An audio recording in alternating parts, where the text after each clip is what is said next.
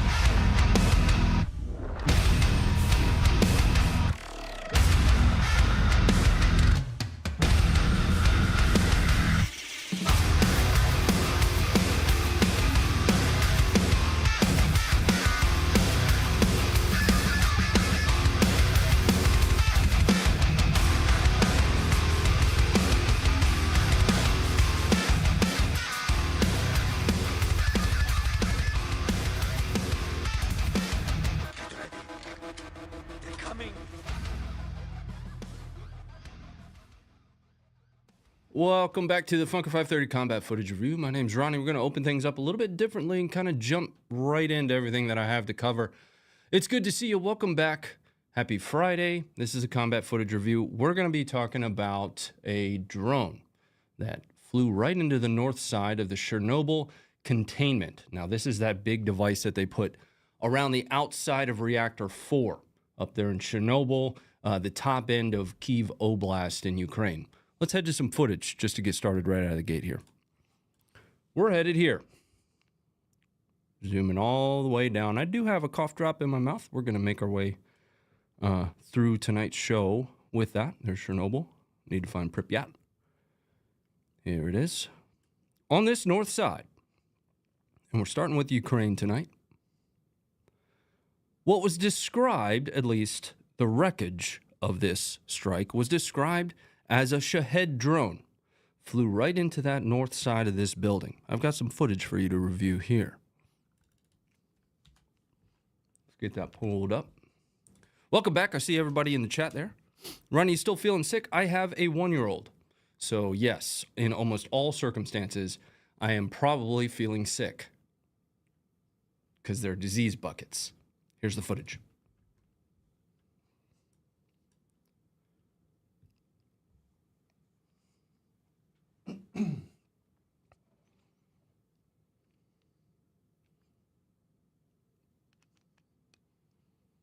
Now, I've also got some other photos that I want to show you as well that does a little bit of comparison between the engine that was found on the ground as well as the engine of the Shahed. The Shahed is an Iranian origin. You can see the engine for that there. It's been really widely used by Russia over the last however many years at this point, since 2022. Now, that hole is not small. Hey, there's a guy. That hole is very much so not small. I think on the stream description for tonight, there is actually a photo of a human being standing next to that hole. Let me show you some of those photos of the known Shahed engine right next to an engine, that engine that was found on the ground. We're going to go to the Funker 530 Twitter, which I do strongly recommend you guys are following. And let's pull that up. We'll go full screen. So this is the engine that was found. I'm going to point out some key things here. Okay. So you have this, which is effectively the remnants of the propeller. Okay. You have these 4 pieces to it on the outside here. And then we're going to go to a known Shahed engine. There's your remnants of the propeller. And I can pull these up side by side. There are those 4 pieces on the outside there. Some other small remnants as well.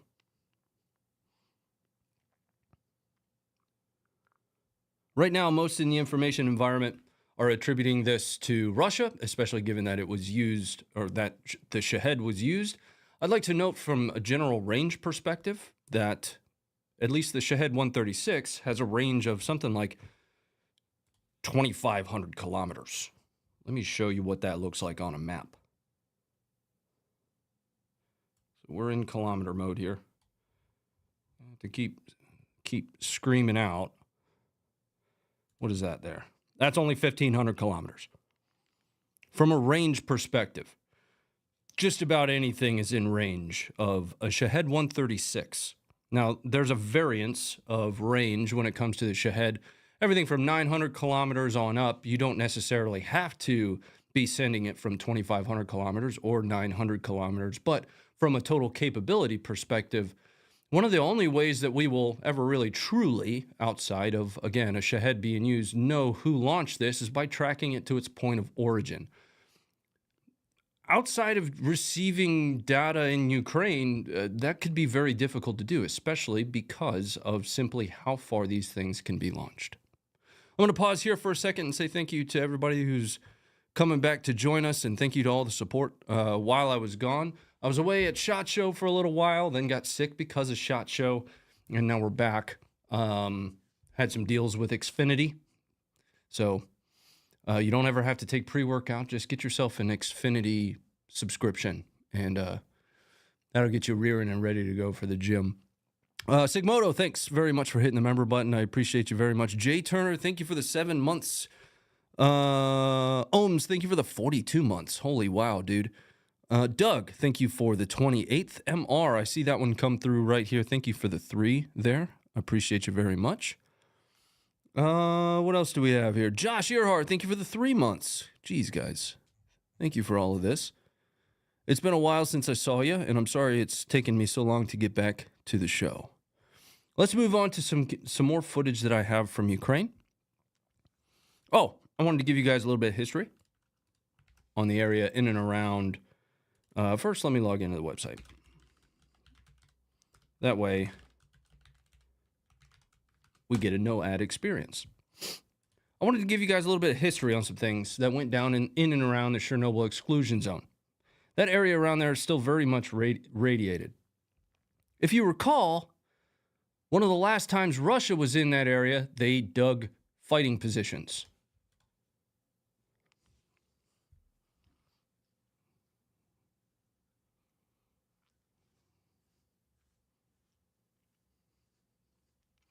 Now, these videos were taken on or around April 6th.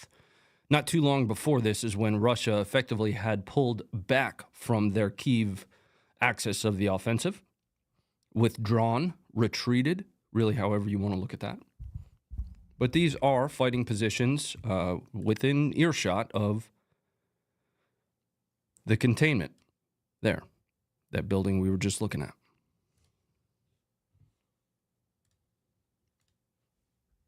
There is no audio to any of this.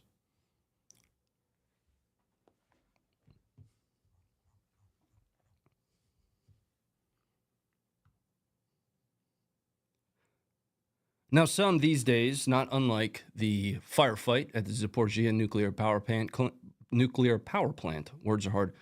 Some these days will claim this didn't happen. It was very widely reported at the time. There were when journalists were still on the ground at the forward end of the fight in Ukraine, which they are not now. Under most circumstances, there are some independent journalists that have gone forward. But when they were still very heavy, there was a lot of filming that was done on these locations with Geiger counters, and it absolutely did stir up radiation levels in the area. There are unconfirmed reports, I should say, of the troops that were forced to go into these locations and dig those fighting positions, ending up with acute radiation sickness and having to be treated at hospitals. I would say that those are, quote unquote, unconfirmed. However, it's not difficult to believe that if you dig in radiated areas, it's probably going to not be good for you. That's just a thought. I'm no expert. I'm probably not going to dig a hole at Chernobyl one way or another. Let's move on. We're going to jump all the way down to Kherson. Something to keep in mind for tonight's show is we're operating off of about 2 weeks worth of data. So we're going to bounce around a bit. I'm going to get us all the way through our Ukraine footage here. Some of it is, it's all from within the last 2 weeks because we were ready to have the show last Thursday. I wasn't able to go live last Thursday. Internet issues. That's not really an excuse, but it's the best that I've got. The internet went out on Thursday at 2 o'clock, never came back on. So I have about 2 weeks worth of footage to get through tonight. Now, I had to remove some and add some, so some of this stuff might be a little bit dated, but it's not stuff we've covered here. Let's go to Oleshki. Some of you will be familiar with the Oleshki area, but we're going to right here. A Russian boat. I think this is a boat, not a ship. Got droned in this area. And while we're watching this, we'll talk about something else that I want to cover. Copy and pasta. Copy and pasta is not working. Where'd it go?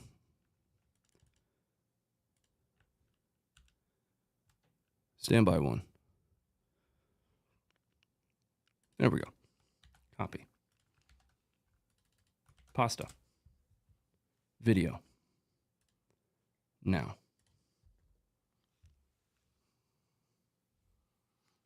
Who's gaining grounds? In which direction? In Kursk, Ukraine gained ground in the east, and we'll see some of that. In Donetsk, Russia has continued to gain ground in the Pokrovsk axis.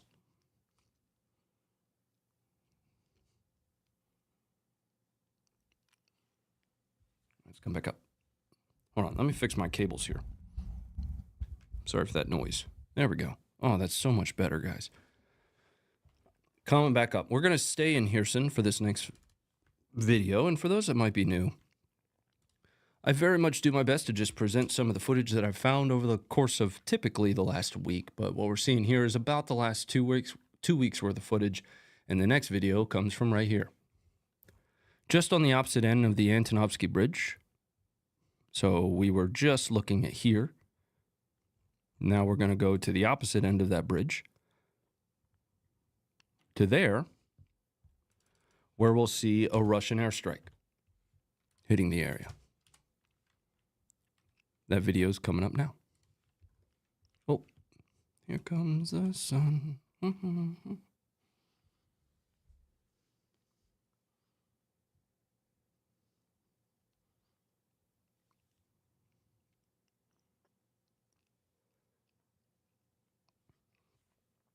Ironic, Dunkin' Donuts or Krispy Kreme?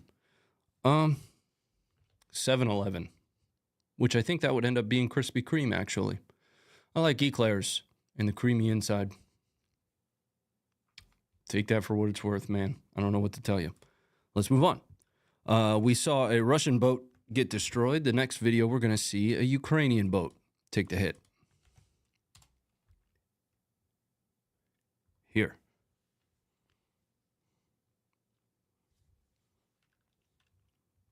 I always try to zoom back out so you can see generally where we are along the forward line.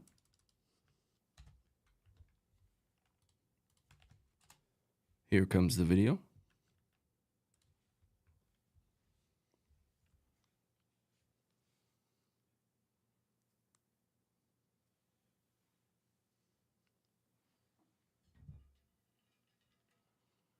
Eclair or eclair? It's kind of a running joke my late dad and I had. You know, he would always put the syllable on the wrong, the emphasis on the wrong syllable. So he'd say things like Ebola or eclair. Let's bring it up. That's what I've got for Kherson. What I do need to do is pause for a second, though, and thank very much our sponsor for tonight's show. That's going to be Venture Surplus. You guys know Venture Surplus really well. I, once again, still have this MRE sitting next to me. One of these days, I'll eat it or something. I just really don't like to do that. Venture sells these, and you guys can use the code Funker530 to get 10% off over at Venture Surplus. This one specifically is the chicken burrito bowl. I'm never eating that. But yeah, I'm just never going to do that. I would, however, and have used that code to get myself 10% off of things like North American Rescue first aid kits. There's one that my wife has in her vehicle. I have one in my vehicle. And then we have an additional one in our little medicine cabinet that we have right there in the kitchen. Then I have a bunch of tourniquets, and I've purchased other stuff from them, like cold weather gear before. They've got everything. It's a military surplus type team over at Venture Surplus, and we thank them very much for sponsoring tonight's show. So please do use that code Funker530 for 10% off.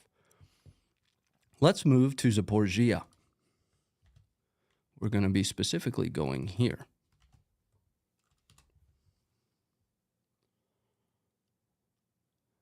Now, this one's interesting. It shows the use. Everybody talks about the use of drones as FPV, right? The use of drones to destroy tanks, the use of drones to replace munitions.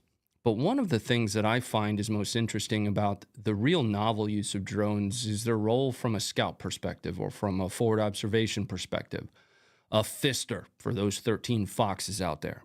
That's exactly what you're going to see here. A drone was used to scout a Russian position that was then exploited. Here you are. Keeping the sound off for it, though.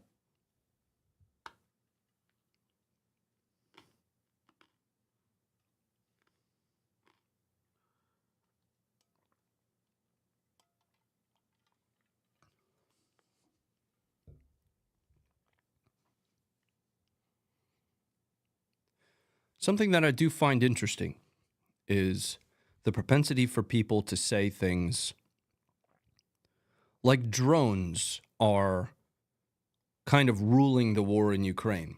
And I want to talk about that for a second. You guys know me. I don't have scripts or anything, but this was a conversation a few days ago that was happening, and I thought it was a super interesting one. Somebody was effectively saying that it didn't matter for you to be in good general physical shape anymore in the military because a drone was just going to kill you. Well, yeah. I mean, artillery could just fall on your forehead, right? But no matter what your function in the military is, you should probably still strive to be pretty physically fit. Like you got to walk to where the forward line is. And when the forward line changes or yours collapses, you got to be able to get the heck up and get off of that spot. What I think people need to understand is that while drones are introducing a new capability, I think we're in a honeymoon phase right now. From a casualty generation perspective, you're still looking at the bulk of the casualties from the war in Ukraine. The reason we see so much more from drones is actually very simple. It has a camera on it. If we could put a camera on every artillery round that's fired, I'm willing to bet that we would see exponentially more artillery, just like, we would in any other war. There are still thousands and thousands of rounds of artillery being fired across a day, a week, a month. And that is still primarily the largest casualty producer in the war in Ukraine. Drones are absolutely providing new capabilities to lower the cost of each kill, if you want to look at it that way. Whereas an artillery round might cost $10,000, a drone to achieve a single kill might cost $1,000. But an overwhelming amount of the casualties that are incurred from the war in Ukraine are still those traditional casualty producers, like artillery, like air, etc. Let's move on. This was on or around the 12th of February, and this one's a very interesting one. The International Atomic Energy Association, IAEA, I want to say it was on an escort mission with Russian troops here. So note the location. They were on their way to the Zaporizhzhia nuclear power plant, which is a little bit down this way, or Enerhodar, whichever one. They were effectively going to do some inspections on nuclear power plant things. And Russia reported that they started coming under fire from drones. Luckily, Russia was recording with about 27 different cameras when that happened. So we're going to see some views from all of those. Here is the footage.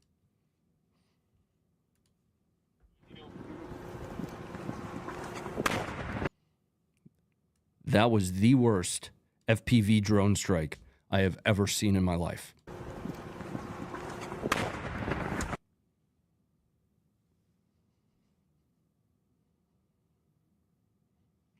It's a good thing they're all standing outside of their vehicles as well.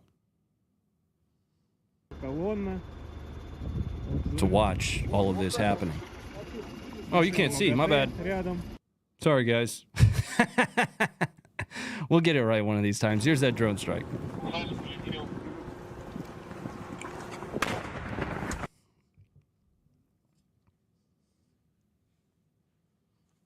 Listen, nobody said I was good at this, okay?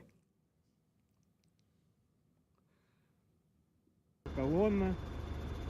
Вот взрыв. Вот так вот. Машина МАГАТЭ рядом.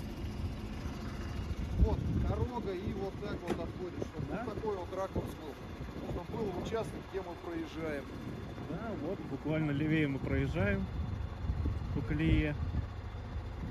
Now, there's also a lot of electronic warfare going on here. So you see there's a jammer there. There were some man-pack jammers as well. There's some possibility that this drone here is just impacted by man-packs. They don't really seem to be in a whole lot of hurry to run away or anything. They have a lot of trust in that equipment. Let's just put it that way. Anecdote. I had a Duke on top of all of my vehicles in Afghanistan. I never at any point, and we had been there for almost 20 years at that point, well, 10 the first time. It never occurred to me that I was 100% safe with that Duke. So what the Duke did is it operated similarly and would help protect from remote-controlled IEDs. Never at any point did I believe that I was still 100% safe. These guys, they're pretty comfortable. Good for them. Колонна. Let's fast forward, though. Еще один прилет.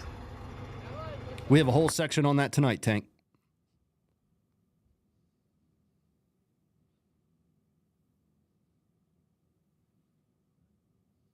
UN flag? Yes. So this is IAEA, the International Atomic Energy Association, riding under a UN flag with a Russian escort to go to the Zaporizhzhia nuclear power plant.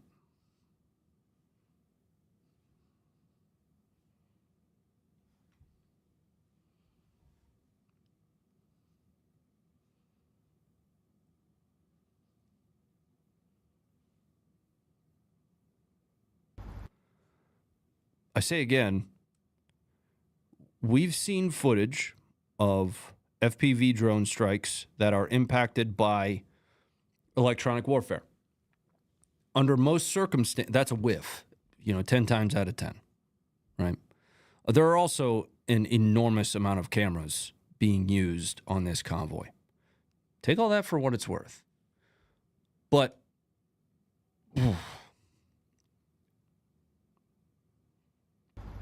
that's weird. Just a thought.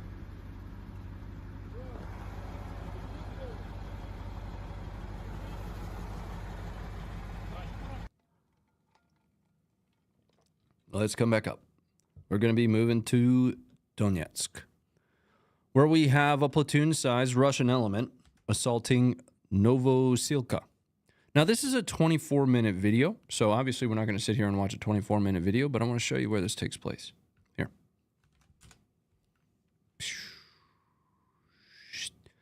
Note that this is an area that is, what's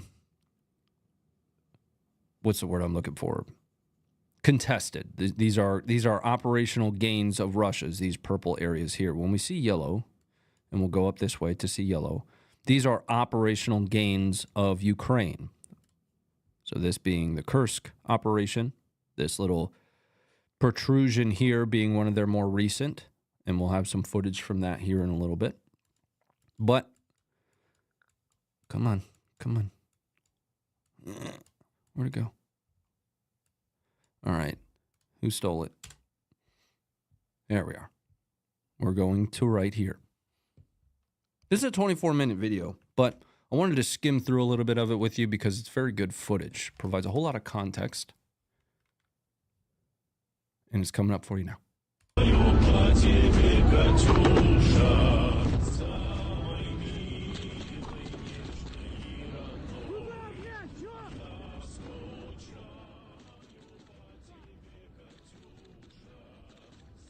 There's music on the back of this.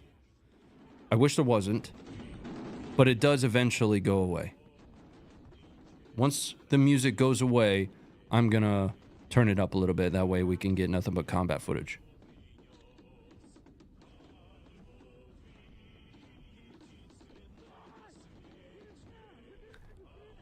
Totally off-topic question, but I'm once again asking for the name of your intro music. It's Kick-Ass. That's going to be Kill Streak. Kill Streak.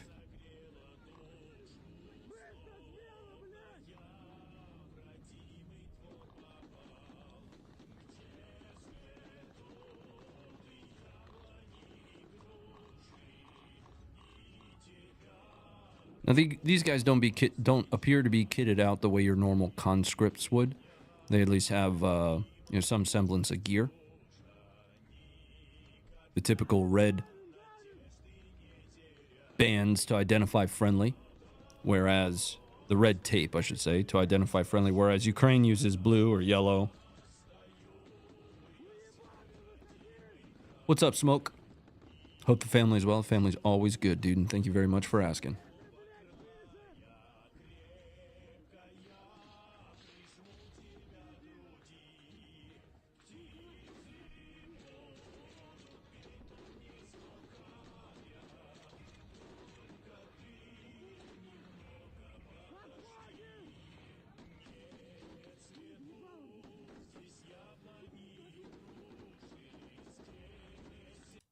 Just going to skim through a little bit more.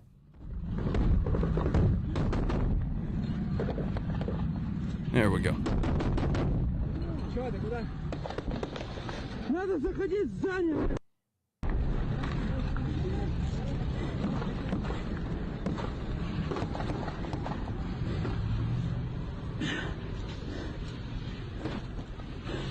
Брось его нахуй пока. Так, чуть-чуть перетаскивай с собой.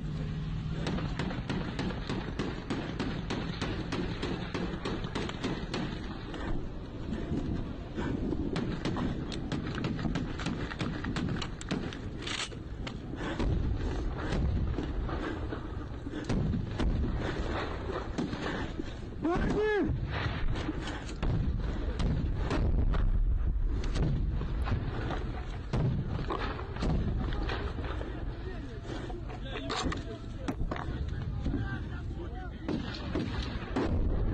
Were you guys funded by USAID? No. Everybody else got a bag from the government, and all I got was just bad knees.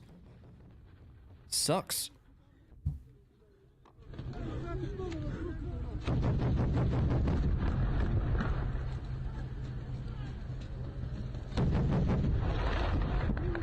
Пошли, держу вон то здание! Надо протягивать туда! I didn't even get a t-shirt. You got a t-shirt, Smithy? Мужики, не надо стоять, пожалуйста! Заходите в это здание! Пулеметчик! Пулеметчик! Ложись, клоп, вон то здание! I think it's bullshit. You got a t-shirt and I didn't.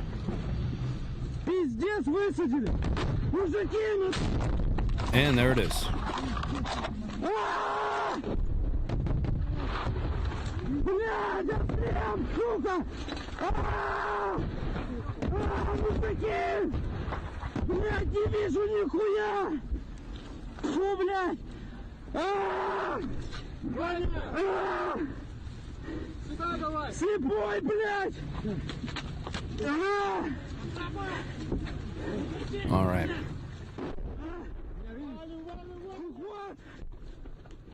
They're gonna get off of that location after that. But it's about 24 minutes worth of footage, and I thought it was some pretty good insight into a Russian assault. I'm gonna drop a link for that in the chat, into the live chat here. And I did fail to do my job today, and I didn't get a post out for the live stream. So I can't even really direct you to where to find that unless it's unless the boys got it up on the website. I will try to get that post out with all of tonight's footage once we slide over to the other stream. Let's move on. We're moving into the Pokrovsk axis here. This is a Russian FPV drone. It's going to take place here. Not there, here.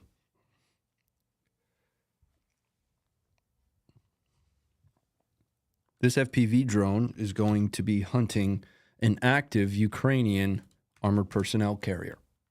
And right when they stop and dismount is unfortunately when that FPV drone is going to impact.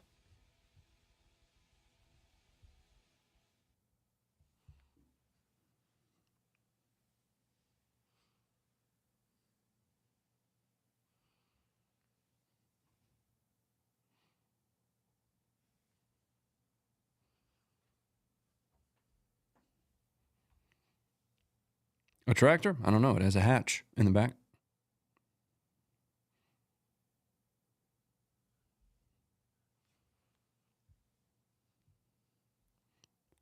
.113? I don't think so. It's a little top heavy for a 113.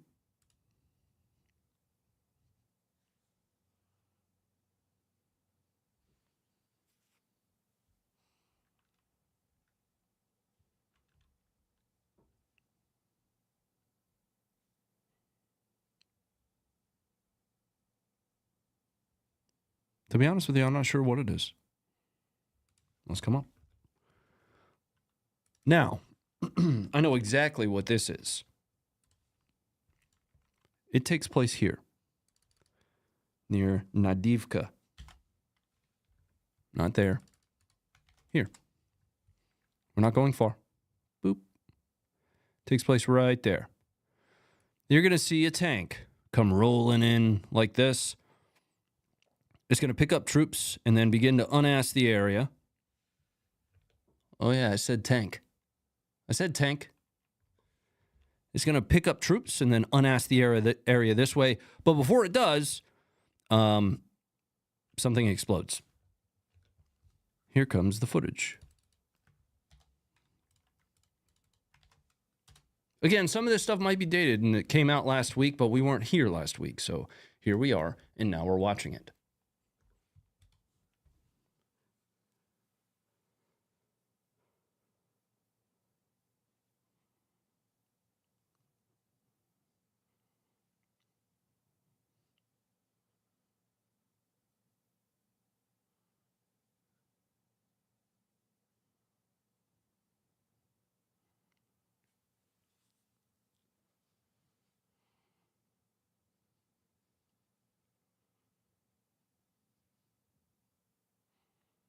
Look at that thing. That's a tank.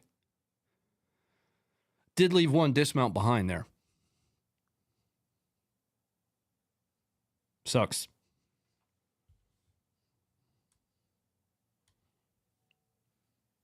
Isn't this from the last stream? We did not cover this one yet. Nope. The last stream was something like 3.5 weeks ago. And this is this isn't new footage. This was last week's footage that was supposed to be covered last week, but I wasn't here because I had no internet. Let's move on. I thought this one was interesting to watch. I always like footage that helps me understand the environment, that provides context. So this is going to take place here at the Udakni mine. I don't know if I said that correctly. I'm doing my best. It's a relatively short clip, but it does show two Ukrainians trying to move through rubble in pursuit of defense.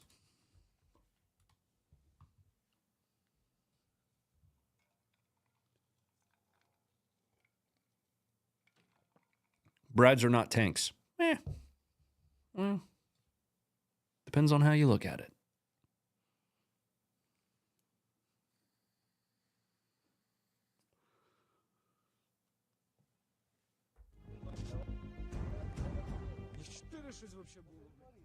It's about 2.5 minutes long, but it does start to go a little bit sideways here in a minute.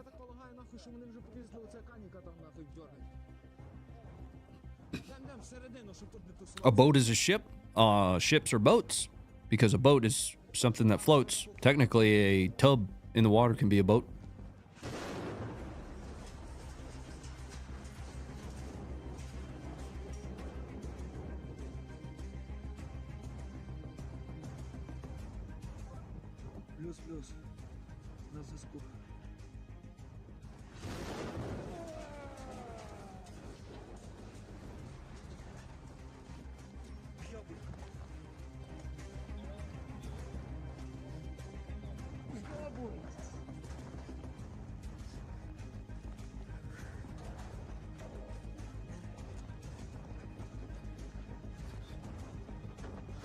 Something I want you guys to think about out there in the chat is this guy scaling all of this stuff with what looks like some form of a DMR.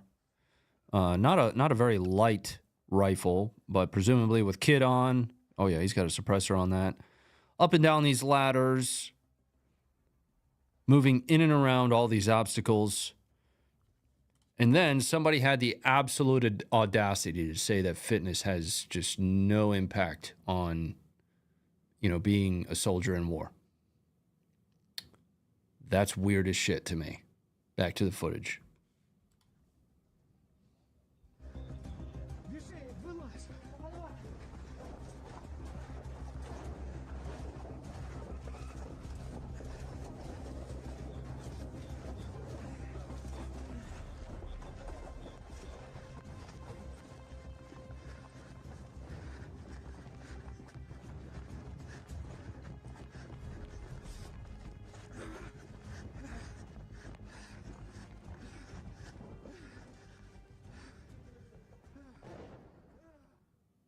All right, let's bring it up. We've got more tank footage. I don't know why I didn't have these ones back to back. This is going to be another Ukrainian-operated Bradley. This footage is going to take place here. So all really, you know, across the forward line of troops in these advanced sectors, this kind of salient that you have developing there. Still in and around the Pokrovsk area. This is a Ukrainian Bradley that's going to be laying down some support for infantry as they take positions, or at least as they move into positions to hopefully hold them. I know. Here you go.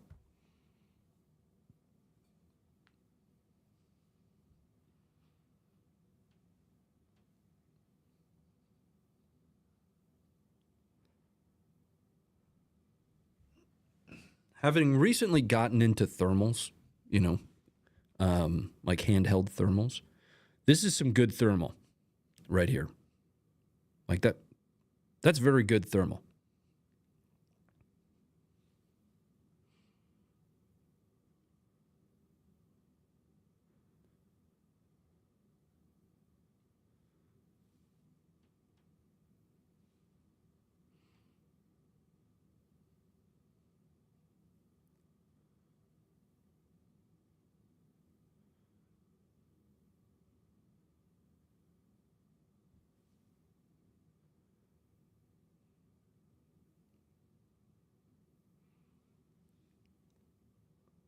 Happy birthday. Not my birthday, but thank you very much for checking in. Appreciate you. Infinitely better than the FLIR one I use to check for drafts in my house. Yeah, had I had that thermal, I probably wouldn't have shot that cow on the thermal night range for the 240. Sorry to that farmer out in Fort Hood, but your cow looked a whole lot like the pop-up targets, or at least the targets that were set out there for us. It was just a white blob, man. Just saying. That did happen. Let's move on. We've got a Ukrainian assault on Kotlin. Kotlin? Here.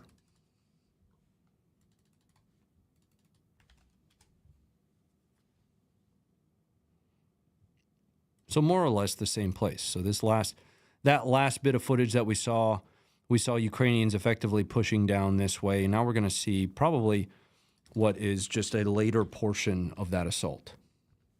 Video's coming up for you guys now. Cow don't mind. He doesn't now.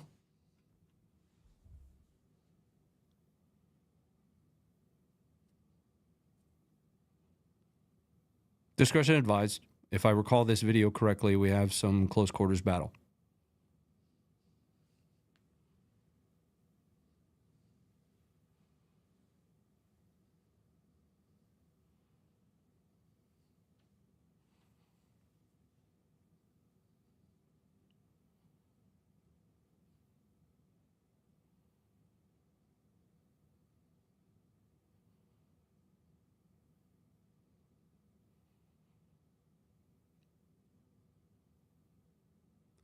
So what you're seeing right here is small arms fire from this house, this Ukrainian-held house, engaging these 4 Russians.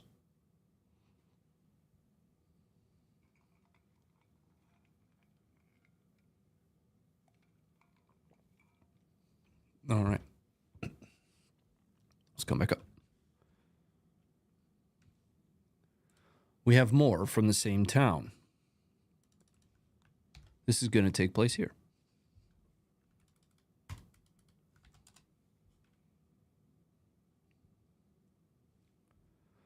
If I recall this one correctly, a lone Russian starts approaching a house, and on the other side of the fence, there is a Ukrainian. And he engages the Russian. Discretion advised.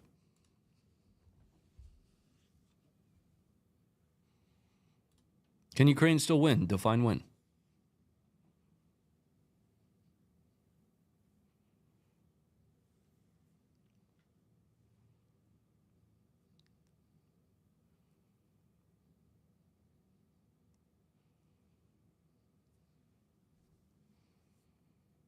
You can see the small arms impacts all around.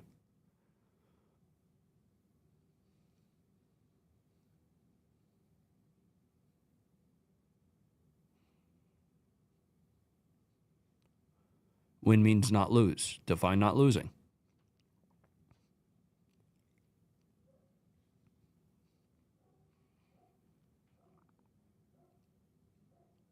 Engaging through the little slit in the fence there.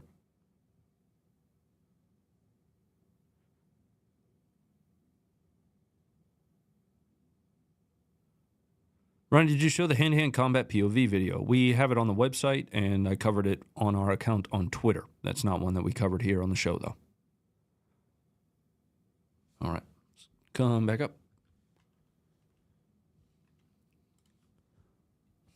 Unfortunately, not every vehicle is, well, no vehicle is impervious to destruction. We have a Bradley being destroyed here, probably sometime after it was immobilized or already mission killed. That video is coming up for you now.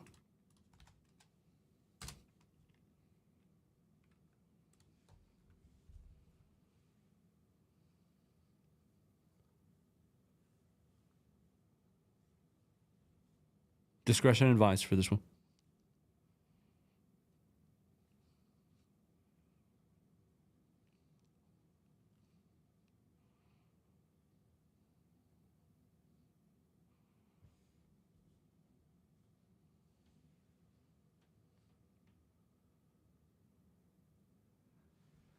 The mesh net, LOL. We actually saw a video of the Bradley earlier wherein the mesh net probably did allow it to unass the area.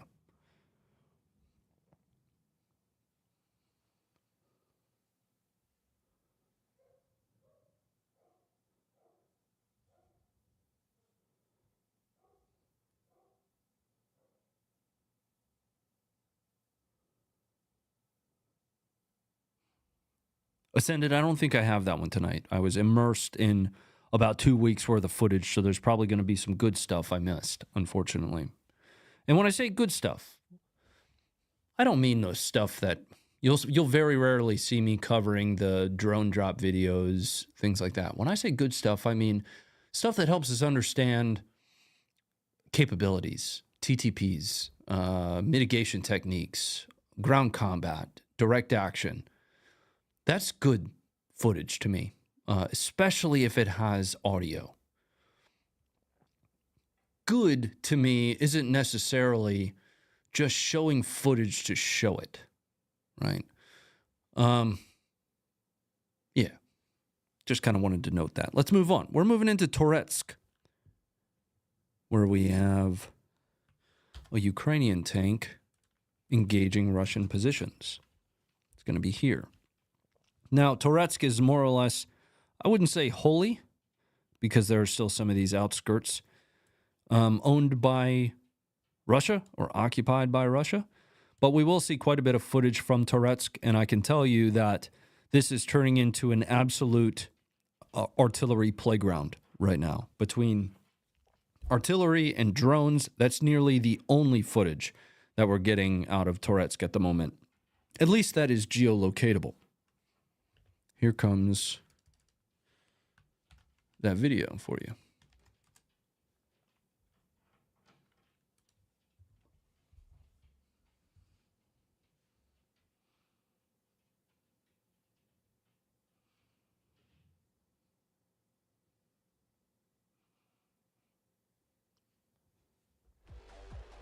Got to keep the sound off still, guys.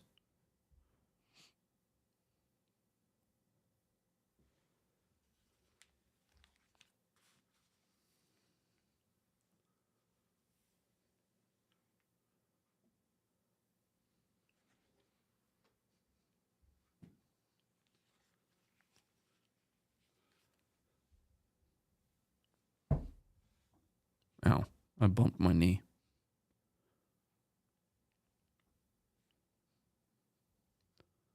Just reading through the chat, hanging out with you guys in there while we watch this.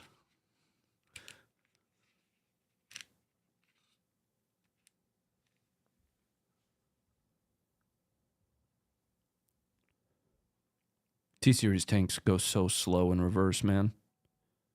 You could die of thirst waiting for that to move 5 feet in reverse.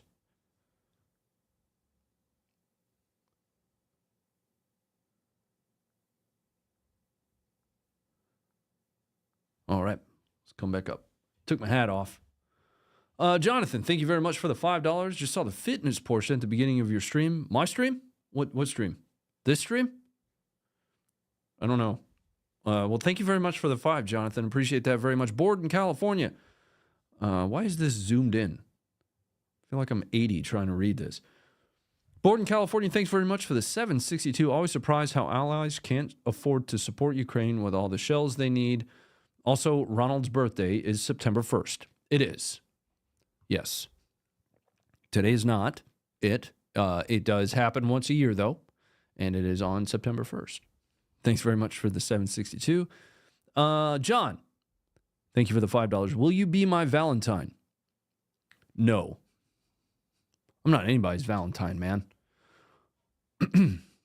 We don't do the Valentine's Day thing in this house. Dude, it's a Hallmark holiday, dude. And Hallmark cards cost like $15 a pop for a piece of cardboard.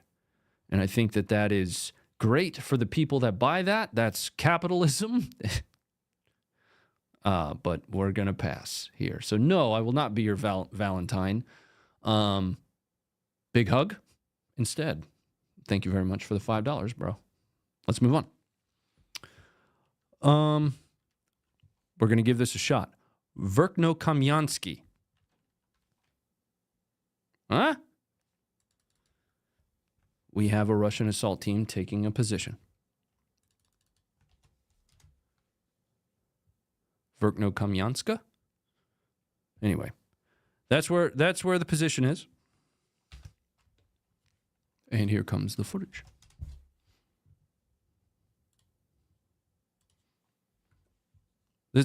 This video, each time, I re-review this reminds me of the bongo trucks.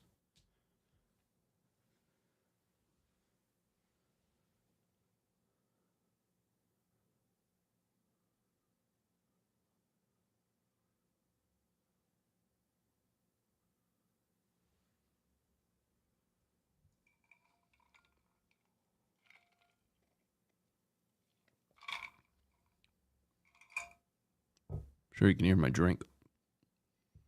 I need to crank up the noise gate on my mic, I think.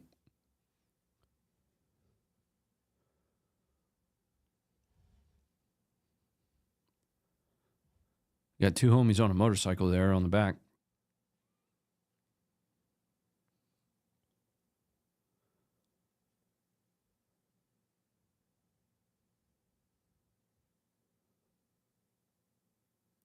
I do find it interesting that they took all this rubble first.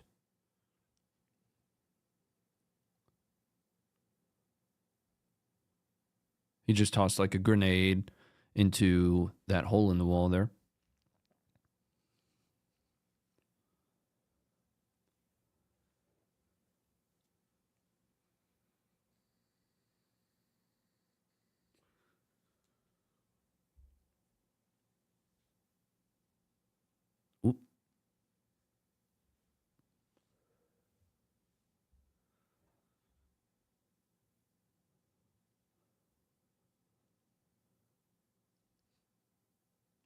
Still clearing the rubble.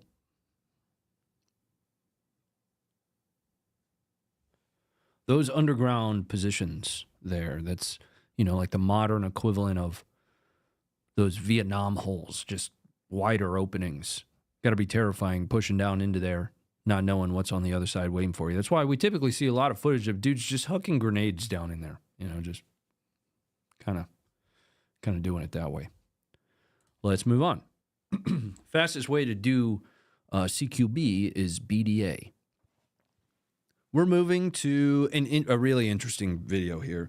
So the Ukrainians mined this bridge. When I say they mined it, they mean they put a bunch of mines on it. This bridge specifically here. This one's dated, and I know that, guys, but I haven't covered it here yet, and it's some pretty wild footage. So there's a bunch of mines, like T-70, T-60 some odd mines, you know, maybe some plastic explosives on these supports here. Well, my understanding, and this is always my understanding, I could very well be wrong in the context that I deliver to you guys. I do my best to be as close to accurate as possible based on the information I can find. My understanding is that Russia flew an FPV drone into that and blew it up themselves. Why the hell would they do that, Ronnie? We'll talk about that in a second. Here's the footage.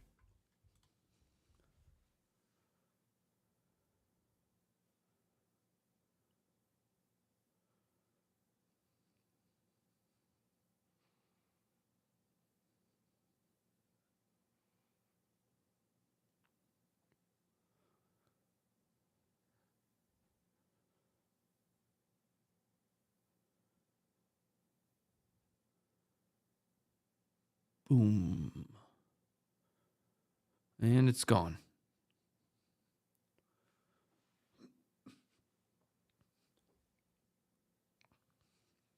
Yeah, that bird's not there anymore.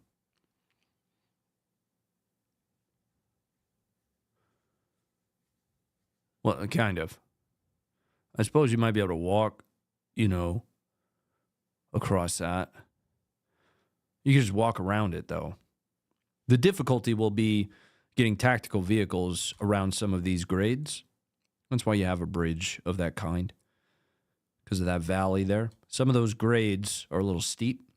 You can make it, but not with a train, and that is a train track. So anyway, let's talk about why they would have done that, though.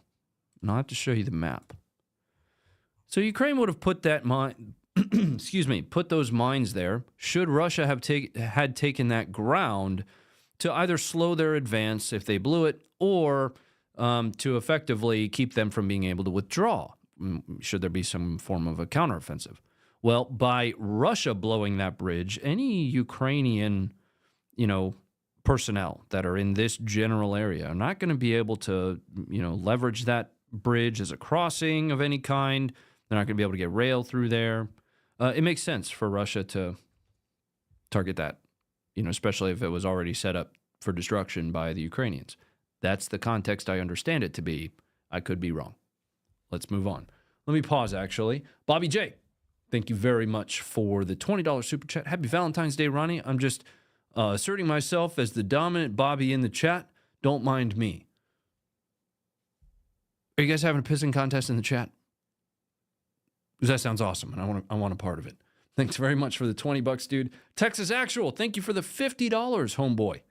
Hello from Ukraine. Keep your head down. Always awesome to catch a live stream. Awesome to have you. Thanks very much for the $50. That's so many dollars, sir. Thank you. We're going to move back to Toretsk. I don't know why I separated these, but it did. So here is the location in the next video. This was to kind of follow up on something earlier. This is stuff I added late to the stream just to kind of show how much artillery and such is happening. This is Russian shelling impacting around a Ukrainian assault team as they push troops into that northern corner of Toretsk to hold positions. Here you are. Russian artillery hitting around this, you know, single vehicle that's going to drop personnel off.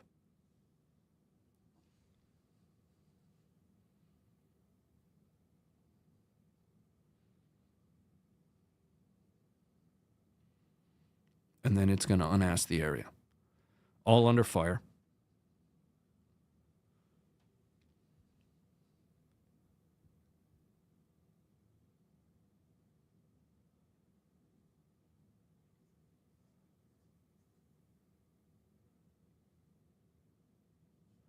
All right, let's bring it up.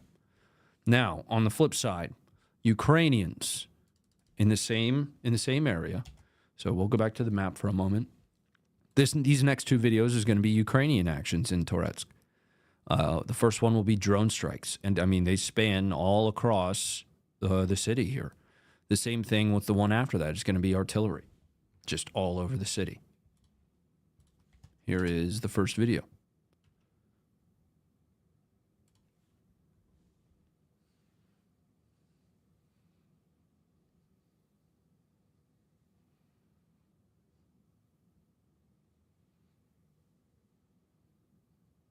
Ronnie's dyed his hair? What? Why would I do that? I did change my shampoo. I don't know if that did it, but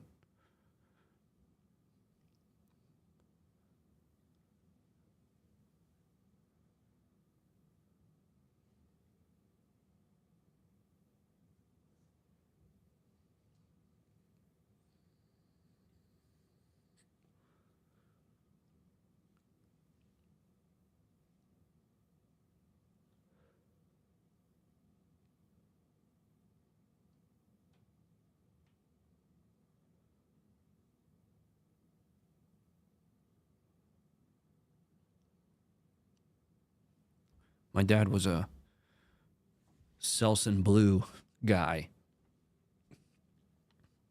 an iron worker his whole life, like literally worked until the day he died, and swore by Selsun Blue being like the only shampoo men should use. So until like 3 days ago, that is the only shampoo I'd ever used. And then I decided one day, I was like, I'm going to give one of these a shot. My hair is so soft.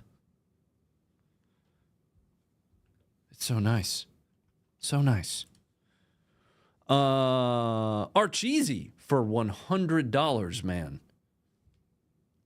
That's a lot, man. And thank you very much for that. You know, I tell you guys all the time, this stream is free. It will always be free. Thank you very much for your generosity. It's not necessary, especially given the context of the things that we cover here. And, I don't want people to get the wrong impression. You do not have to be doing stuff like that. But thank you so much for it. It does go a long way. We're a small team. That's all I'll say. All right. Holy shit, dude. Mudley, thank you for 10 gifted members. Oh, man. And welcome to the Funkers, all the 10 that accepted the gift. Welcome, guys.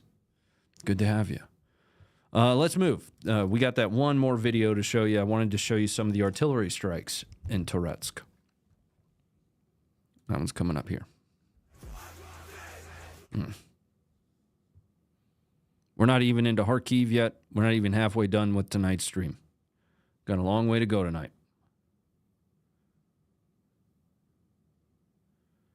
Selsun Blue is probably why you have a good hairline. If you switch to Dove or Swab, no, I didn't. I switched to like a more natural one, like a bougie one. I don't know. All right, let's bring it up. Let's jump into Kharkiv, where we have Ukraine's 3rd Assault Brigade. I have no geolocation for this. All I know is, generally speaking, that it's in Kharkiv. We have Ukraine's 3rd Assault Brigade assaulting, it's kind of in the name, a trench.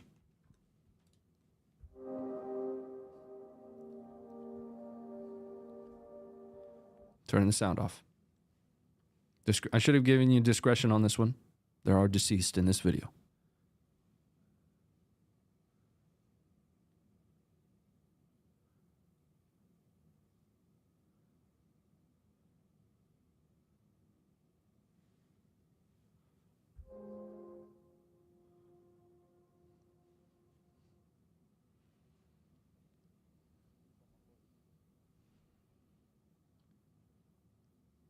All right, coming up. We are moving up into Kursk, where we're going to start with one of the most recent offensives that took ground for Ukraine in the east here.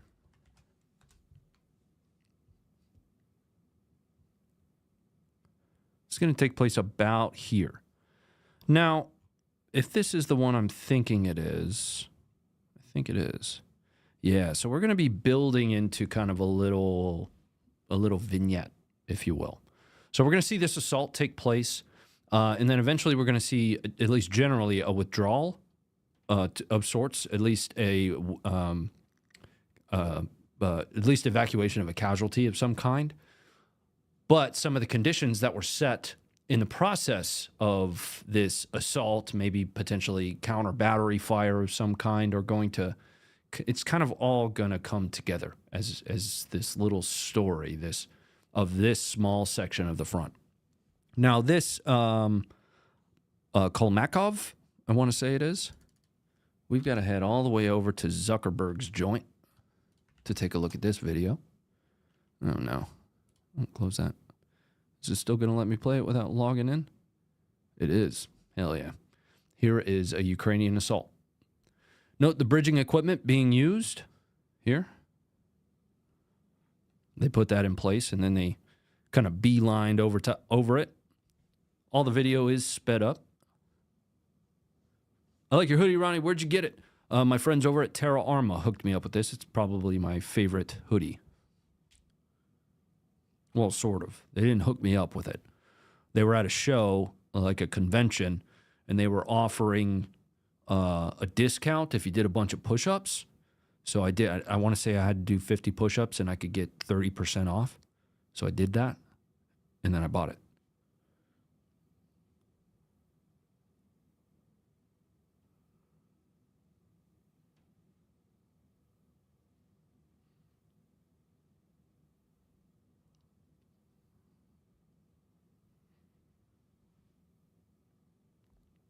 You'll start seeing more and more of Terra Arma. They recently made their way into post exchanges, so the PX. Asked about the hoodie earlier. Thanks for mentioning it. No problem. Sorry about that. I probably missed the comment. Sometimes the comments move a little quickly.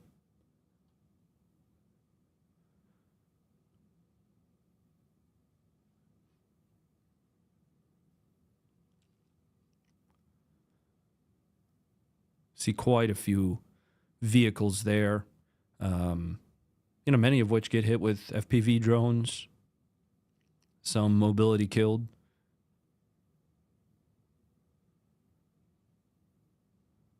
MRAP of some kind.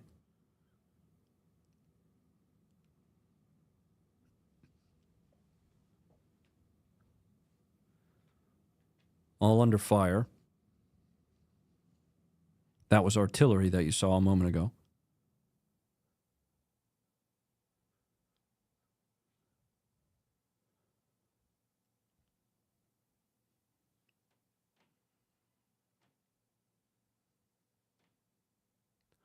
Looks comfortable and warm. I've worn this hoodie, quote unquote, on the top of the Rockies, and it's fantastic. It's one of the best soft shell warmth layers I've ever owned.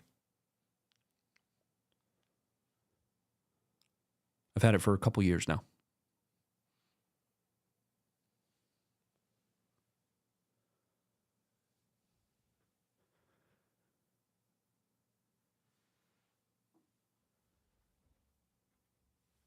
So who hit Chernobyl? Ukraine? Russia? One of those two. Everything points to Russia from what we have. That would be the Shahed engine, the side of the building that it hit. But beyond those two things and the propensity to do wild shit like that, so far everything points to Russia.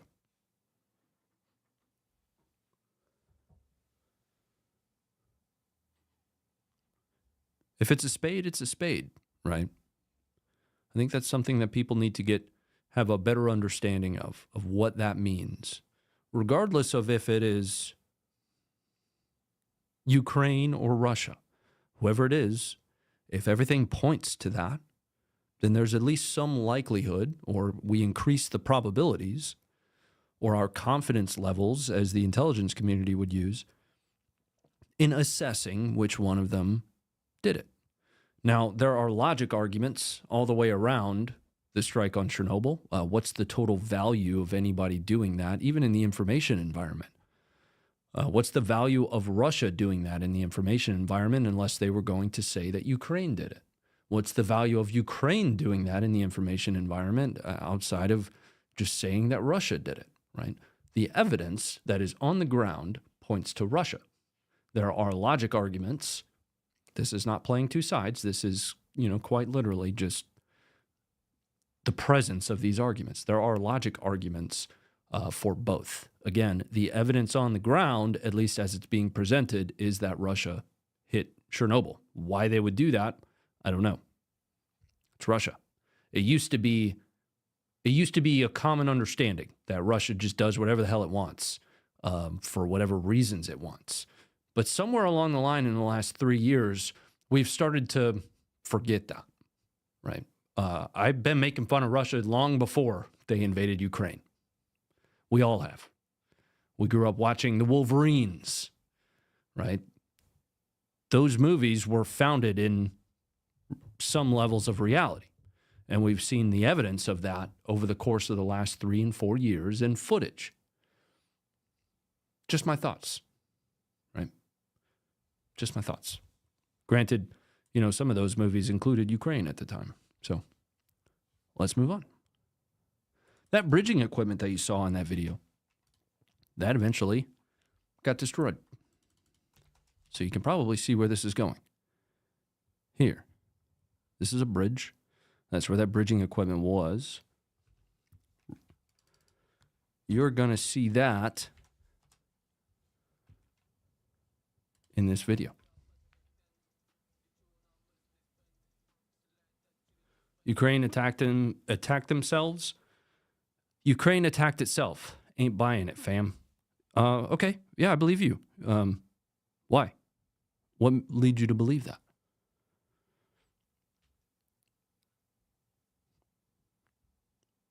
Like, what specifically? Is it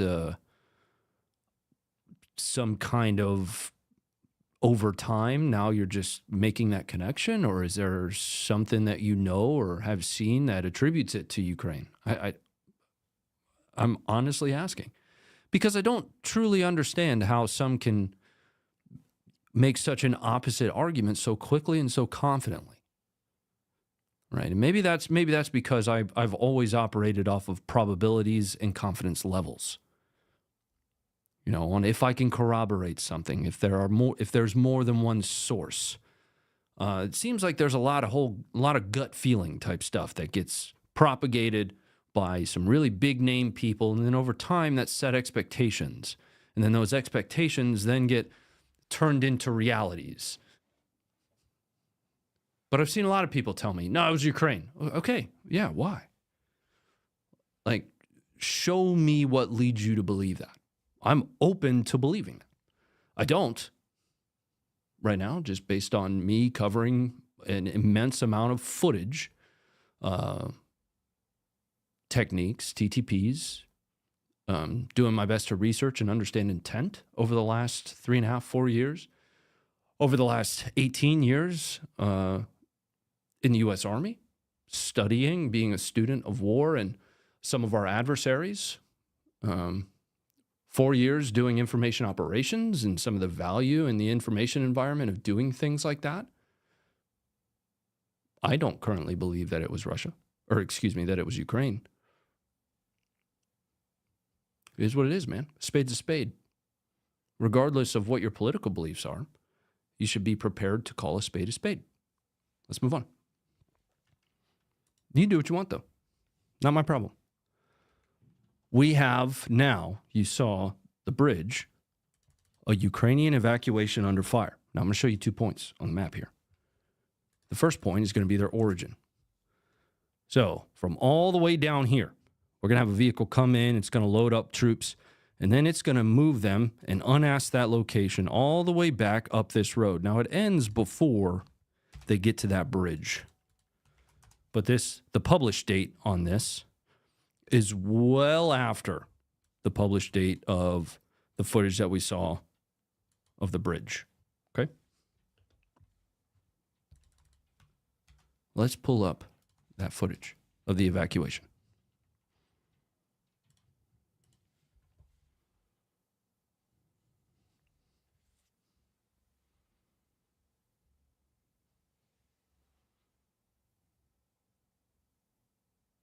Going to the liquor store. Anybody need anything? Bottle of Blanton's, please. Yep. Maybe 2. If you find 2 bottles of Blanton's, that'd be dope. Thank you.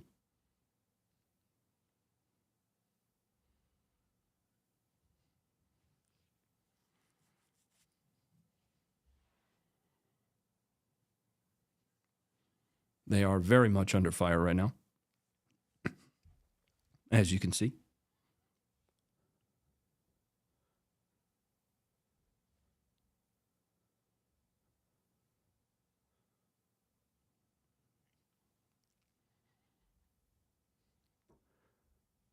I've seen you post that a couple times. End the funding equals end the war. The funding or the munitions? Because there is funding. Some people will say that we're not even giving them any money. We're only giving them weapons. That's not true. There is quite a bit of humanitarian aid, budgetary aid that's being provided. An overwhelming amount of what's been provided is in equipment costs, and then there is a reciprocal cost to that of replacing that, but effectively by giving them old gear and paying our taxpayer dollars, because it is all a taxpayer dollar amount, but then by paying our taxpayer dollars, what we're effectively doing is replacing that with new equipment. So it is ultimately could be looked at as modernization. At the very least, about $105 billion worth of that overall amount. Actually, I think it's closer to 80. It's been a while since I've looked at the Kiel stats. I think it's around 105, but 80 gets thrown around a lot. So there is absolutely money that's being provided. It's in grants primarily. There's no checks. That's not how it works, but it's money. But the bulk of it is in equipment. Now, that equipment, its replacement, is an investment into United States industry. It is still a taxpayer hit. But imagine for a moment, open your mind, just for a moment. Imagine for a moment President Trump were to come out and say, hey, I'm going to modernize all of our equipment. We're going to spend $100 billion to do that, right? We're going to get rid of the old, and we're going to bring in new stuff to replace it. That's the same thing. Just depends on how you look at it, right? It is all still a taxpayer hit. But what are we finding right now? People will, for years, have often used the debt as a justification. We're in debt. We can't afford that taxpayer hit. Look at USAID.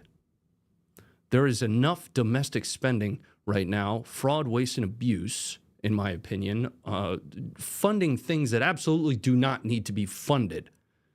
Absolutely not. There's an argument to be, there are more arguments to be made to continue to provide arms to Ukraine than there are to provide condoms to Mozambique or wherever the fuck they were going. Excuse my language. There is enough domestic spending and enough excess foreign spending that doesn't include debasing our adversaries that can be cut that has much more of an impact on our total debt than the war in Ukraine.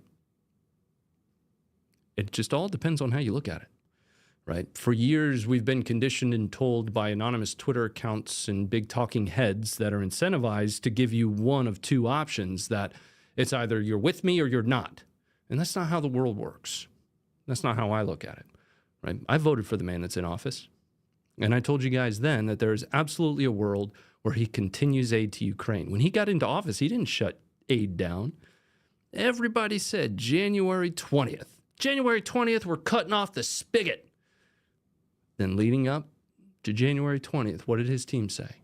We're going to continue the aid to Ukraine because they understand that, well, first of all, they understand at this point, United States is well too invested in it. But they also understand that there is value in doing that. Now, bringing it to a close is something that benefits everybody, and that is what everybody should be working towards. But on the opposite side of the spectrum, on the opposite side of the coin, you'll have people saying the U.S. needs to get out of negotiations. Well, Putin didn't come into the damn table otherwise. He's not. Zelensky's not going to come to the table otherwise because he doesn't want to concede any of his ground. Would you? I don't want to concede the ground I don't want to concede my backyard to you, even if you're standing in the middle of it. If I've still got friends providing me arms, I'm going to keep fighting you as long as I can. Nobody's giving Ukraine that benefit of the doubt for their very real right to defend their land, regardless of whether or not somebody was involved in 2014 and led to now. Putin invaded, right? So now you have Ukraine that is effectively saying, hey, we want to keep fighting and we want to get our land back. Is that not their right? I don't know. That's my perspective. I'm not here to impress that on you. But every once in a while, I like to make it known the way I think about things. Let's move on. In northern Kursk, we have Russian glide bombs. At least that's what I think this is. Hitting Ukrainian positions. The man's a criminal and grifter. Who is? Get us out of NATO. Why? Let's bring it up. This is the footage of those Russian glide bombs hitting what are reported as Ukrainian positions.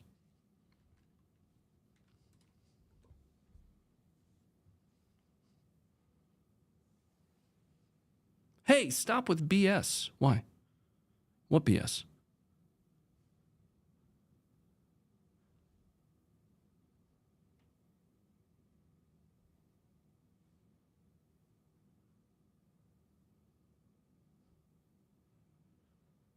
And so if the Americans stop their funding and support, the Europeans will just step up.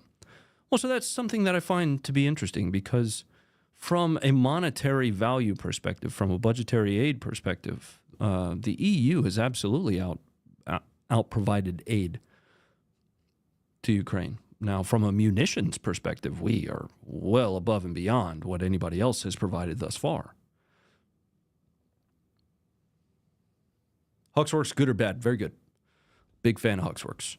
That flow-through technology as a lefty, oof. So good. I have, we're in our general section of Ukraine now before we get into some of the other sections. And we're going to be starting the gaming stream a little bit late tonight, it looks like, because we're still rolling. Just trying to see. Let's cover this one. This one's fun. Who out there in the chat has thrown a hand grenade? Yeah, typically don't just drop it. Or if you do throw it, make sure it just kind of goes a little far. Here's a video. Он левша. Все правильно. Раскрывайте. I'm actually going to show you guys a little capability of our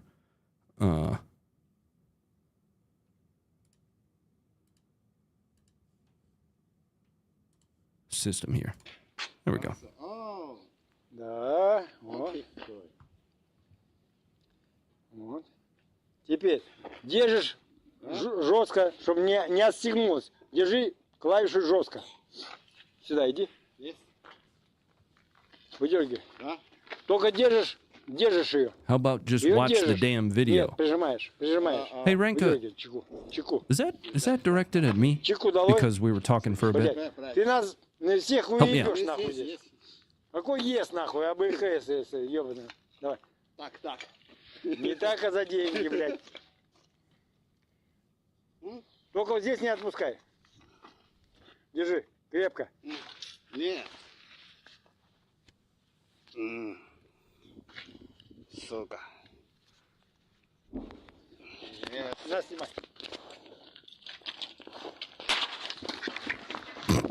Вашу мать, блядь. Есть. Она не долетела. Не долетело. Он ее наверх закинул. If you've never seen a video of somebody dorking up the grenade range, or at least seen something like that happen, I can feel everything that's going on in that video. I haven't seen anything crazy. I've seen plenty of footage. Let's just put it that way. All right, let's slide over to our next section. We're going to be checking in on Israel. I've got a little bit of footage of that, or a little bit of footage from Israel that I want to cover tonight. The first is going to be a checkpoint.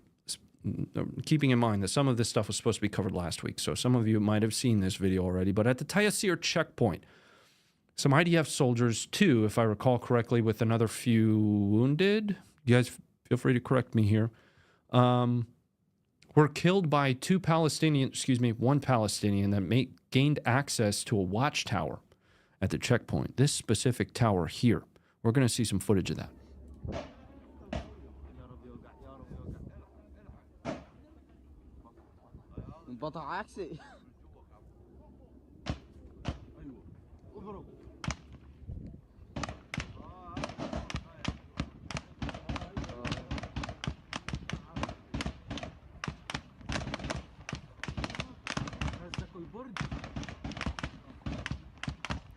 So what you're seeing here is them returning fire to the Palestinian that's in that checkpoint tower.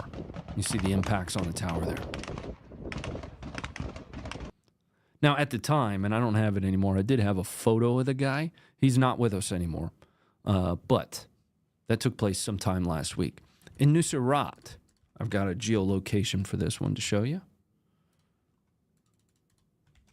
Here. So, this is the recording location of this video we're about to watch. So, Hamas broke the ceasefire. Okay? Is what it is. Spade's a spade. They did so by launching a rocket towards Israel. That's it.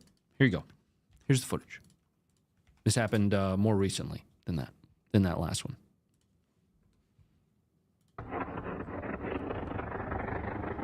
Oops.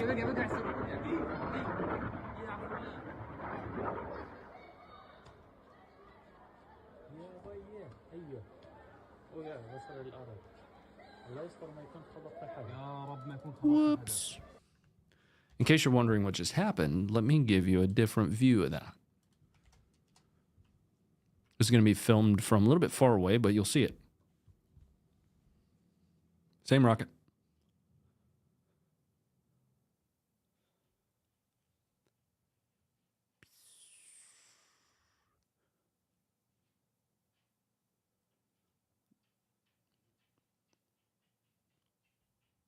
And it falls short in Nusrat, in Gaza. Now, the report is that a 14-year-old was wounded by this rocket. I did see somebody say that there was a 14-year-old killed.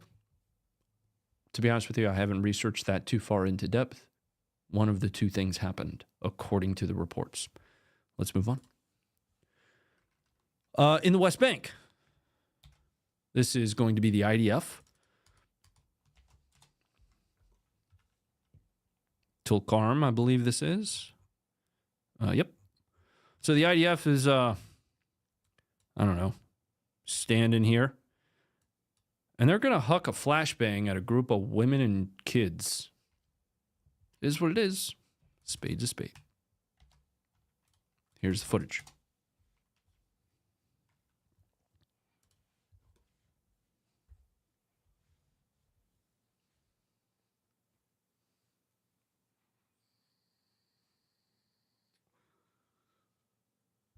There's no sound to it. Sound's all the way up. And there's the sound.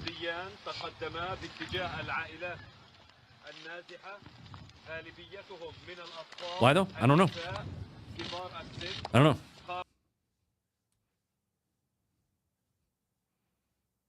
But I mean, it doesn't look like this guy's putting any precision on this thing. He's just kind of hooking a flashbang that way, getting that group of women and kids to go the other direction.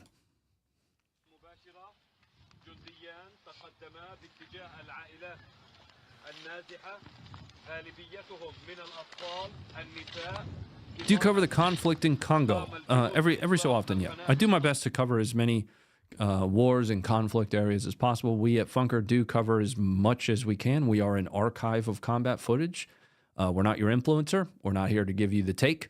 We'll give you our opinion if you ask. And oftentimes our opinion has just been formed over the years by footage. So every so often we'll find stuff from Africa. We'll find stuff from Mexico. You know, the global war on terror, the Middle East, the Near East, the Far East. Wherever. We're just here to archive as much of it as we can off of social media. We stood up a second channel back in the day. And not many people know this. We stood up a whole second channel that was specifically going to be focused on covering the Syrian civil war. YouTube like deleted the whole channel. This was all combat footage. This is when we really doubled down on the app, the website, etc. Right? Anyway, let's move on. Speaking of Syria, I got two dudes riding buddy up on a motorcycle, and they're going to get hit by an SDF or Kurd FPV drone. These are Turkish Free Syrian Army guys, TFSA. Here comes the footage. Turning that off. What's your opinion about the new Syrian president, the ISIS guy, the Hayat Tahrir al-Sham guy? Jelani. I think he should be hit by an airstrike, personally. I don't know. Maybe start somebody's rifle. Not a fan.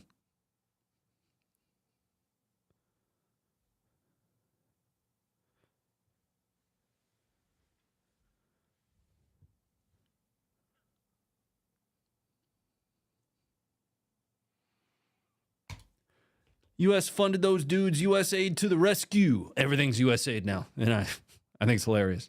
Like everything. Were you funded by U.S. aid?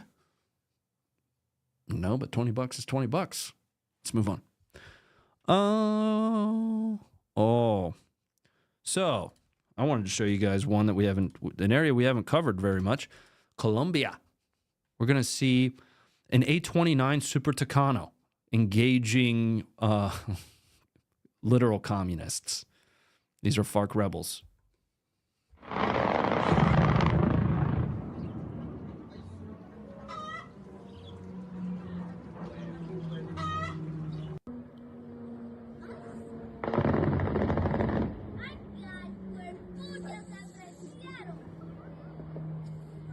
If you're not familiar with the A-29 Super Tucano, it is a sexy, curvy plane, man.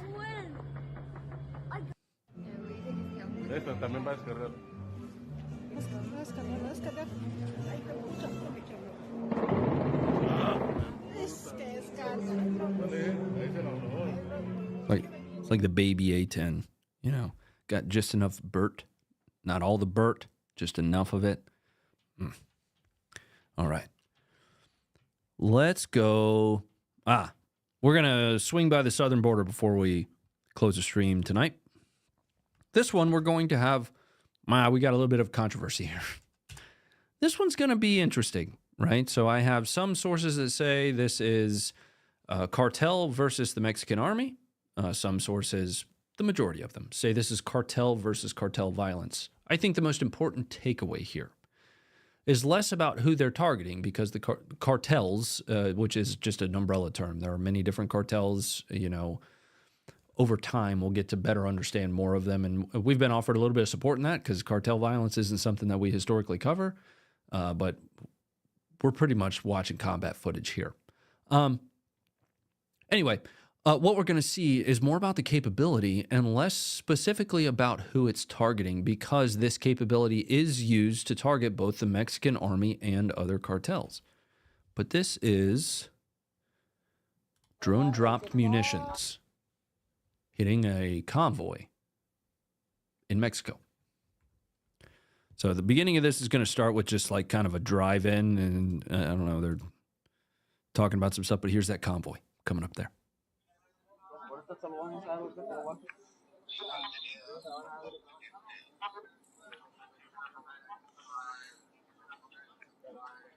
El grande es el primerito, ¿no? No, es el que está en la que va para allá, sí. Es el segundo de ida.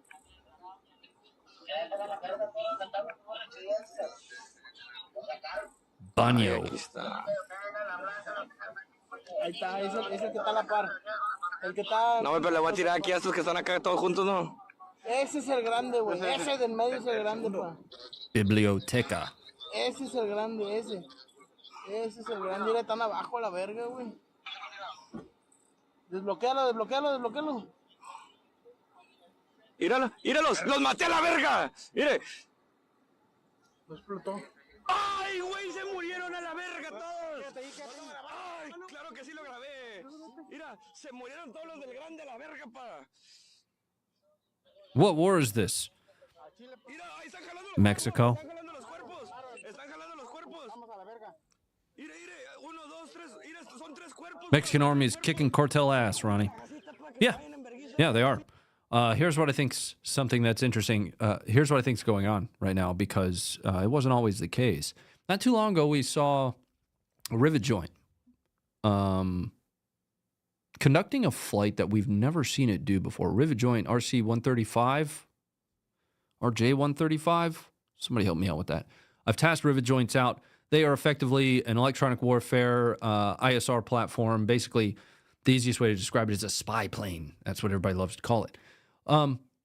We saw them doing some flights that they are not normally doing. I think that we have opened the floodgates from an intel perspective to the Mexican army, because we're about to see a firefight between, in Nuevo Laredo, between the CDN and the Mexican army, which is the Cartel del Noreste. They were a Los Zetas splinter. But they are absolutely swinging, their sticks around. The Mexican army is right now. Anyway, let's watch some of that firefight. That's interesting. I do recommend this guy as well. He's been covering a lot of cartel stuff. I'm going to drop a link to his Twitter in the chat there. You guys know how much I love Twitter. Check out this gunfight. This is in Nuevo Laredo. You can, throw a rock from Laredo, Texas, and hit Nuevo Laredo. Literally.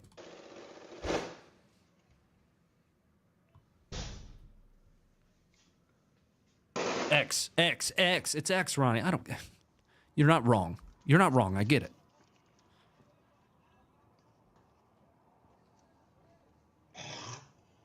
Ugh.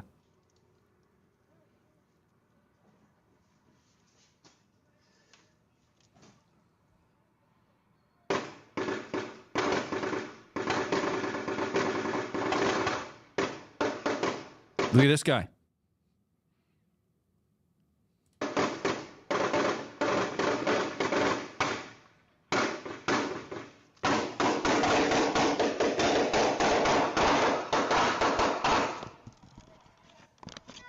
Pinche madre.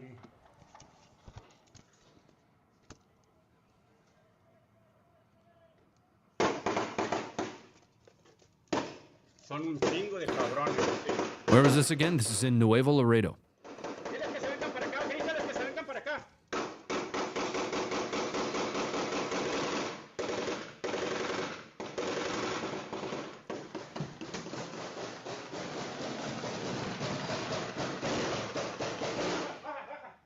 Who are we watching?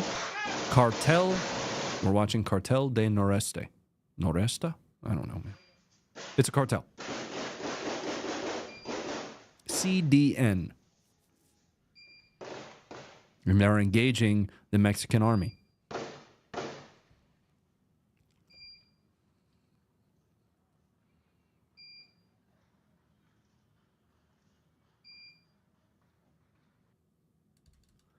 All right. One more of that same fight. This is going to be, I think, a selfie video that one of these dudes took in the middle of the fight. Oh, yeah. Yeah, here you go. Earmuffs.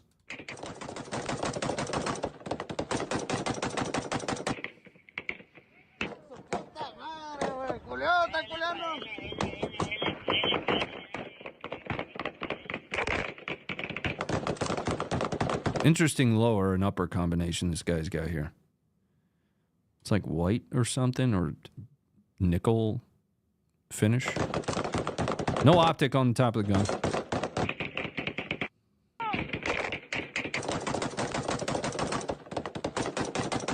Printed? Maybe. Maybe. I don't know.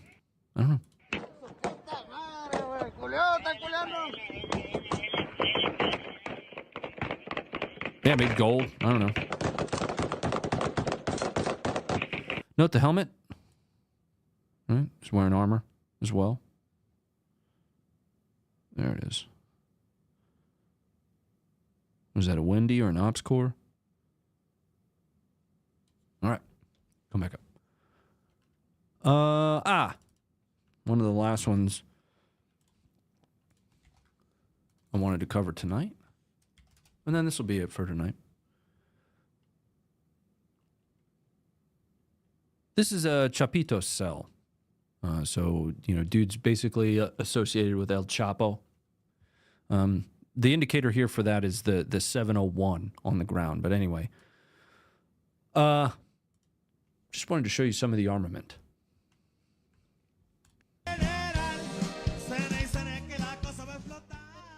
You've got some 249s there. You got a Barrett in the background. Some AKs there. That's got a 203 on it. Is that like a FAMAS on the far left there? Some kind of bullpup here.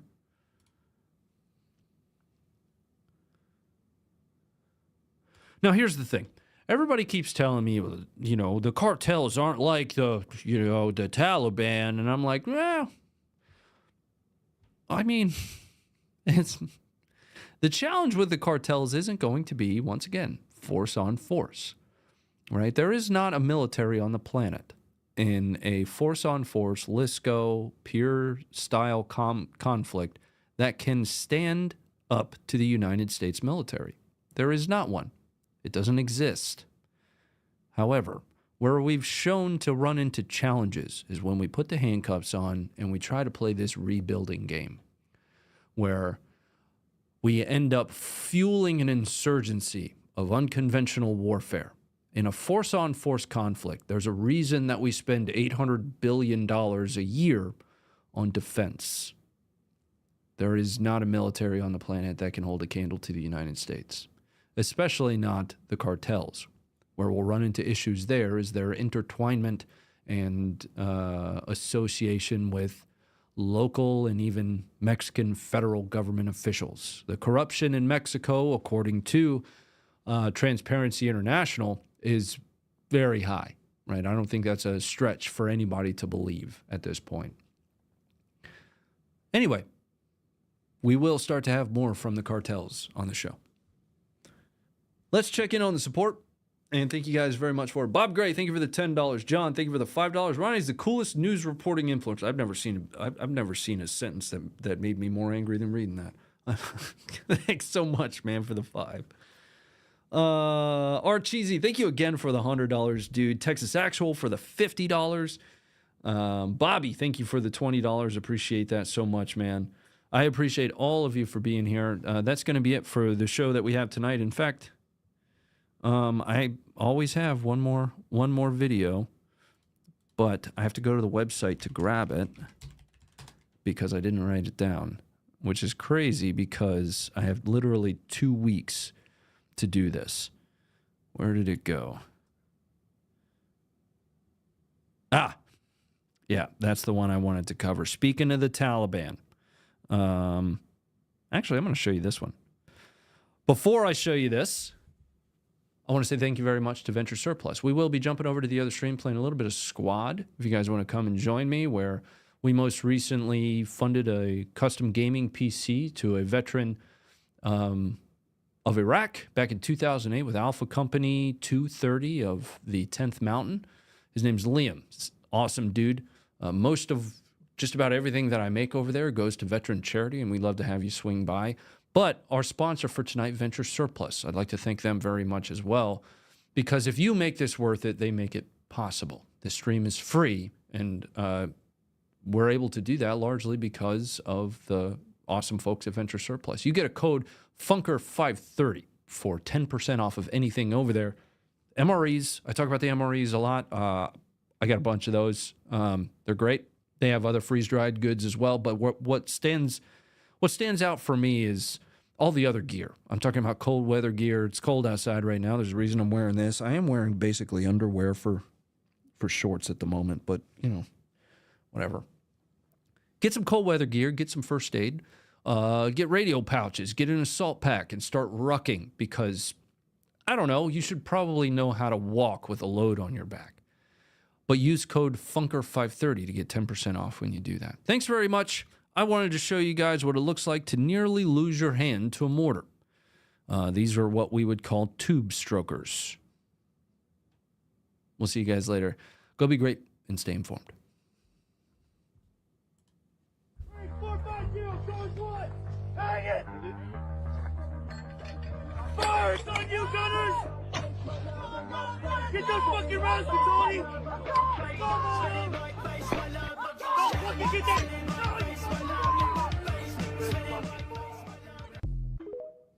That was dumb.